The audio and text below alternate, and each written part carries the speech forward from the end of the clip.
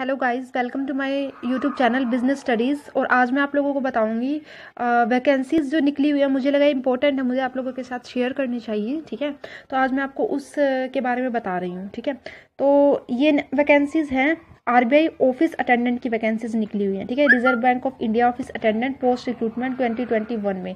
तो जो इसकी इंपॉर्टेंट डेट है, कब से स्टार्ट हो रही है, 24/2/2001 से, और जिसकी लास्ट डेट है अप्लाई करने की 5/3/2021 है, मतलब 24 फरवरी से 15 मार्च तक आप इसको अप्लाई कर सकते हैं। ठीक है, और जो इसकी एग्ज़ाम भी है, लास्ट डेट वो क्या है 15/3/2021, और जो एग्ज़ाम डेट है वो 9-10 अप्रैल है। ये टेनेटिव एग्ज़ाम डेट है। ठीक है इसकी, और जो इसकी एप्लीकेशन फ़ी है वो जनरल ओबीसी ईवीएस के लिए क्या है 450 रुपीज़ है। ठीक है, पर पर्सन के लिए, और एससी एसटी और पीएच के लिए है 50 रुपीज़। ठीक है, तो ये आप debit card, credit card, net banking, e challan किसी से भी भर सकते हैं। ठीक है, और जो एज लिमिट इसमें दी गई है वो 1 to 2021 में जो मिनिमम एज है वो 18 ईयर होनी चाहिए, और जो मैक्सिमम एज है वो 25 ईयर होनी चाहिए। ठीक है, और जो एज रिलैक्सेशन है वो भी आपको मिल जाएगा।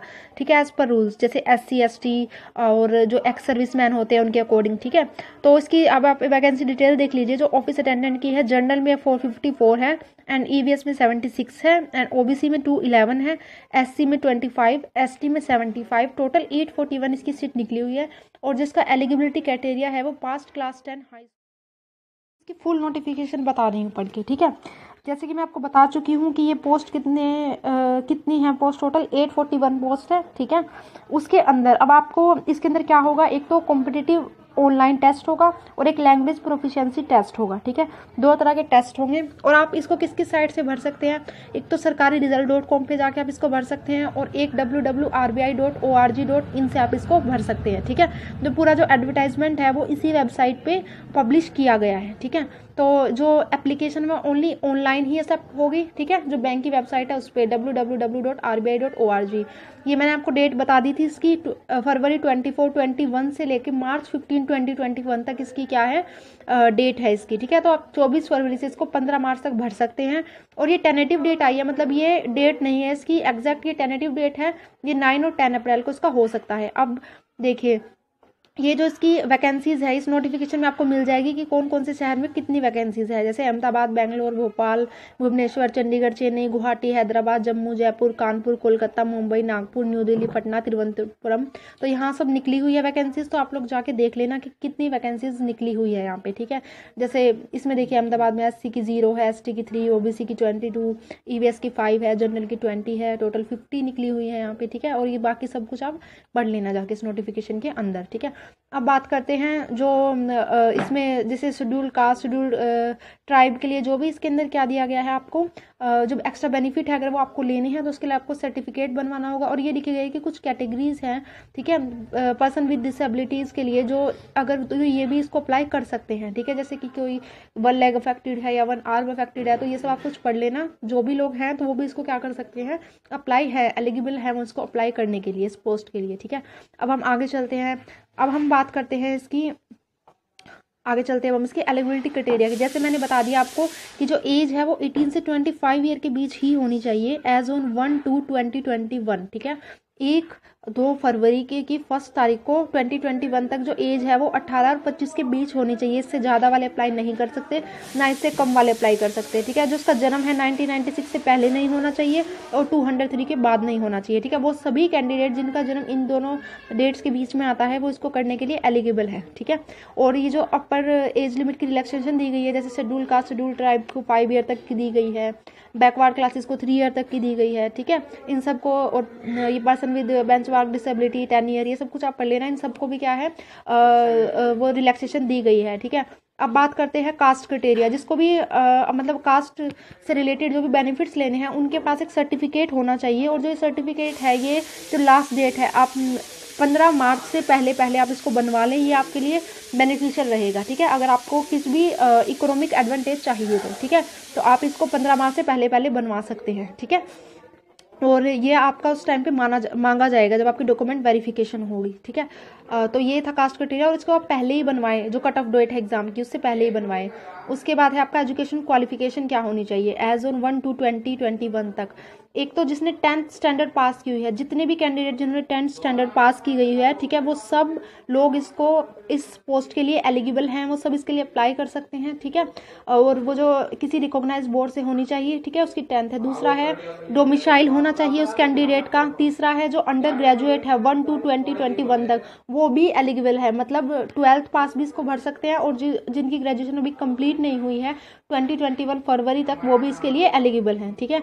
लेकिन जो ग्रेजुएट कैंडिडेट है, जो हायर क्वालिफिकेशन मतलब जो पोस्ट ग्रेजुएट कर रहे हैं, वो इसके लिए कैंडिडेट क्या नहीं है, वो इसके लिए एलिजिबल नहीं है। तो अगर आपकी ग्रेजुएशन कंप्लीट हो गई और आप पोस्ट ग्रेजुएट कर रहे हैं तो आप इसके लिए एलिजिबल नहीं है, ठीक है। एंड वो डोमिसाइल सर्टिफिकेट मांग सकती है आपका, और ये एक्स सर्विसमैन के लिए ये पढ़ लेना आप, ठीक है। और जो भी ऑफिस के लिए आप वो करोगे, अप्लाई करोगे, ठीक है, उसमें उसकी जो लैंग्वेज है उस एरिया की, जैसे आपने मान लो दिल्ली के लिए किया है तो आपको हिंदी अच्छी आनी चाहिए, लिखनी बोलनी, क्योंकि आपका टेस्ट होगा और ये क्वालिफाइड नेचर होगा। अगर आप इसमें डिसक्वालीफाई हो जाते हैं तो आप इस पोस्ट के में से निकाल दिए जाओगे, ठीक है। ये जॉब आपके लिए नहीं रहेगी फिर, क्योंकि आप जिस भी उसके लिए एरिया के लिए अप्लाई कर रहे हैं उसकी आपको लैंग्वेज अच्छे से आनी चाहिए। जैसे इंग्लिश है कहीं की, तो जैसे आप साउथ में चले जाइए तो जैसे तमिलनाडु है, तमिल आपको आनी चाहिए, तो आप वो देख के ही वो किए, ठीक है। अब ये टेस्ट है इसका, तो ऑनलाइन टेस्ट होगा आपको, ठीक है। और लैंग्वेज प्रोफिशिएंसी टेस्ट, 2 टेस्ट होंगे इसके। तो ऑनलाइन टेस्ट का सिलेबस मैं आपको बता देती हूँ। एक तो रीजनिंग है, ठीक है, जनरल इंग्लिश है, जनरल अवेयरनेस है, न्यूमेरिकल एबिलिटी है। तो सब में 30 क्वेश्चन आएंगे। टोटल क्वेश्चन 120 मार्क्स के होंगे, और जो मैक्सिमम मार्क्स है वो कितने होंगे, 120 ही होंगे, क्योंकि हर करेक्ट आंसर का 1 मार्क्स इसका होगा, ठीक है। तो ये है इसका जो टेस्ट है, ऑनलाइन टेस्ट होगा, ठीक है। तो इसमें 4 सब्जेक्ट आएंगे, तो आप इनको अच्छे से कवर करें, ठीक है। तो टोटल 120 है, और ये है। और जो ऑनलाइन टेस्ट है वो जो सिर्फ इंग्लिश को छोड़ के, जो इंग्लिश है वो तो इंग्लिश में ही होगा, ठीक है। इन सब को छोड़ के जो बाकी 3 हैं ये आप हिंदी में भी दे सकते हैं। ये बाइलिंगुअल लैंग्वेज में होगा, इंग्लिश और हिंदी दोनों में। और 1/4 मार्क्स इसका डिडक्ट होगा हर रॉन्ग आंसर के लिए, मतलब नेगेटिव मार्किंग भी है इसमें। 1/4 मार्क्स क्या होगा इसका, डिडक्ट होगा, जितनी भी आप गलत करके आएंगे अपने, ठीक है, उनके लिए। तो आप देख लेना है, रीजनिंग है, जनरल इंग्लिश है, जनरल अवेयरनेस, न्यूमेरिकल एबिलिटी, आप हिंदी में भी इसके लिए अप्लाई कर सकते हैं। जो लैंग्वेज प्रोफिशिएंसी टेस्ट है, मतलब LPT है, वो क्या होगा, क्वालिफाइड नेचर का होगा, ठीक है। और जो कैंडिडेट है उसको जो ऑनलाइन टेस्ट है, जो पहले तो ये होगा, जो उसको क्वालिफाई कर लेगा उसका रोल नंबर आ जाएगा, ठीक है। फिर उसको लैंग्वेज प्रोफिशिएंसी टेस्ट देना पड़ेगा। उसके बाद जो भी इसको क्वालिफाई कर लेगा उस ऑनलाइन टेस्ट को, उसके बाद उसका लैंग्वेज प्रोफिशिएंसी टेस्ट होगा, जो आपको RBI की वेबसाइट पे ही मिलेगा। लेकिन जो कैंडिडेट इसमें क्वालिफाई नहीं होगा, ठीक है, तो उसको वो उस पोस्ट के लिए वो एलिजिबल नहीं रहेगा, मतलब उसको जॉब नहीं मिलेगी, वो डिसक्वालीफाई हो जाएगा, ठीक है।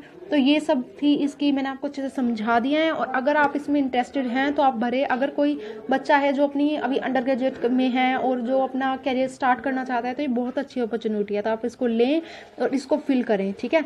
और एक और है इसमें आइडेंटिटी वेरिफिकेशन है, बायोमेट्रिक डाटा कैप्चरिंग और बाय अदर मोड। आपकी जो वेरिफिकेशन है बायोमेट्रिक डाटा से भी होगी, ठीक है। तो अगर वहाँ कहीं भी पाते हैं कि आपने कुछ भी गलत इसके अंदर फिल किया हुआ है, तो फिर आप उसके लिए क्या नहीं एलिजिबल नहीं रहेंगे फिर, अगर वो कहीं भी पाते हैं कि आपके जेन्युइन नहीं है, ठीक है। तो ये कंप्लीट इसका वो था, मैंने आपको सब कुछ बता दिया है, ठीक है। तो आप इसमें आप ध्यान रखें। और देखिए इसमें जो है कि medical fitness, verification of certificate, ठीक है, इनके बेस पे आपका सिलेक्शन होगा। बायोमेट्रिक डाटा हो गया, ठीक है, इन सब के बेस पे आपका सिलेक्शन, फाइनल सिलेक्शन होगा, ठीक है। तो ये थी टोटल वैकेंसीज। तो जो इसमें इंटरेस्टेड है वो इसको फिल करें। Okay, thank you so much. अगर पसंद आई तो लाइक करें, कमेंट करें, सब्सक्राइब करें।